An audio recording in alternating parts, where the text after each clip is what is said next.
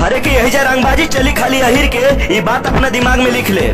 हरे के यही जा रंगबाजी चली खाली अहिर के, ये अपना दिमाग में लिख ले। बेटा जिंदगी जिए के शौक बा तो यादव जी के बाद दुगो सहे के सीख। सब सबके मारल होला एने ओने मोच हो, अहिर के मारल लोग के तीनों तीर लोग हो।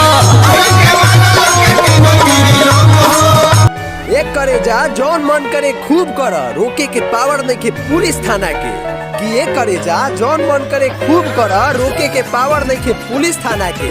आ कौनो कुछ बोली तो बस इतना बता दी हो कि हम मान हई राजपूत घराना के। जतिया बरांड हम मालूम बाजा माना के। गोली के दागी और रही के रंगबाजी कबो छूटेला ना।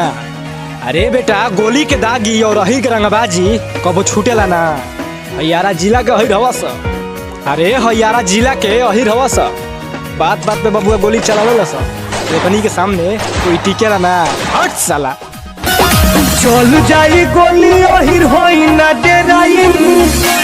अरे अहिरान के डर ना होला ए जा। अरे चल जाई गोली अहिर होई ना डेराई, तोरा घर के गोल। रे गजेरी हमके 5 रुपया सस्ता सिगरेट के नशा ना, गरम गोदाम चलेला। कि हमके 5 रुपया सस्ता सिगरेट के नशा ना, गरम गोदाम चलेला। आ जहाँ 10 गो छतरिये बैठ जाई वहाँ हुक्का के धुआं के तूफान चलेला। जय राजपूताना। ठीक